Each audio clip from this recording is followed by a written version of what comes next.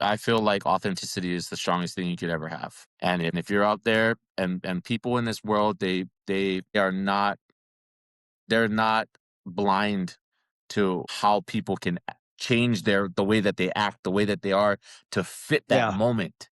The So, gimmick. it's very easily seen. They're just like, "Oh, okay, well, this guy must be putting on a show here, you know? He Well, must again, be."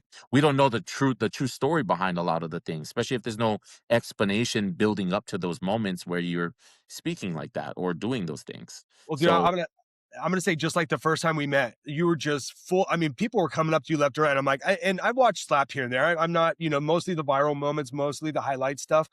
But it's like I saw you doing. You just had this big smile. You're shaking everybody's hand. You and I started a conversation, and there was no hesitation. And I'm like, again, somebody looking like you, people I've met in industries, most of the times it would be shrugged off. They'd just kind of be that asshole. You know what I mean? But you were just so mhm, full of life, and you could tell it wasn't you just trying to be an authentic, carrying your brand, like shooting the smiles for the camera. It's like this dude was a genuine, authentic, like bro that I could see him and I watching UFC fights together one night. You know what I mean? It was like thank one you, of those brother, I moments, appreciate that. yeah, dude. So, and like you said, we can tell in this industry, especially like as we were talking before the cameras rolled, it was like there's just a lot of mentors and gurus out there and people just feeding false shit that we don't need to get into right now. But when you meet a real one, that's why me and Mike are so about connection and in person.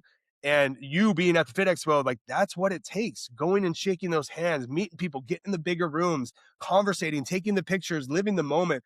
And that's really what we strive for with what we do here at Let Her Rip and with the flagship, dude. So yeah, I just want to spit that out, man, because our first interaction, I was like, this dude gets it. This dude gets it right here, man. So Yeah, I mean, and we realize once we and especially like being in a sport where there's cameras, there's you're in the eye, is that you only got one way to do it anyway. Like it sooner or later, everything kind of shines through. And the one thing that people really lack is consistency. Once you deliver that motion, you deliver that message, you put that out there. Well, guess what? Tomorrow you have to live that, and the next day, and the next, and the next, and sooner or later, life catches up. And if you're not living it in your authentic way, it's gonna play back in. yeah, Then you're playing catch up, yeah. and that's not how you want to do Well, it. we've Especially yeah. when this. And we've all seen it, like, when people are taking pictures at certain events and they, they do the smile, and then the minute later, like, they're done with the smile, and you could just see that look of just like, "Get me the fuck out of here."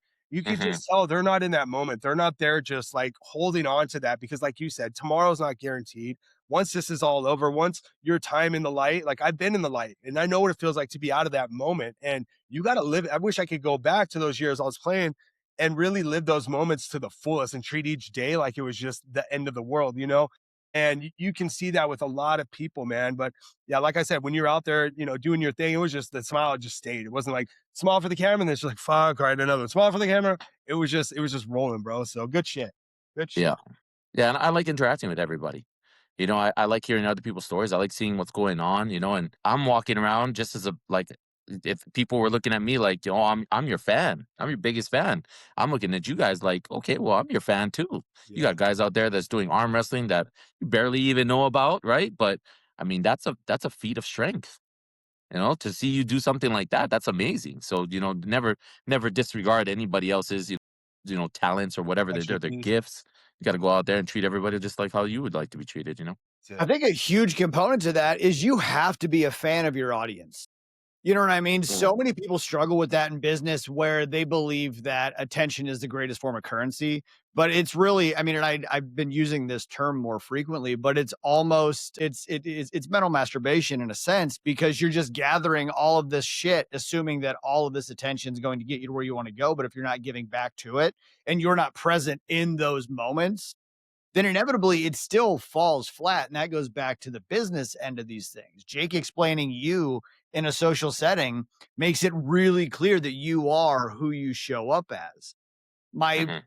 question is what is the discipline that keeps you dialed in, locked in, and active, staying excited to all things? Because a lot of people can show that they're disciplined, they're tough, and you don't know what the backstory is. You don't know like the way they interact with other people.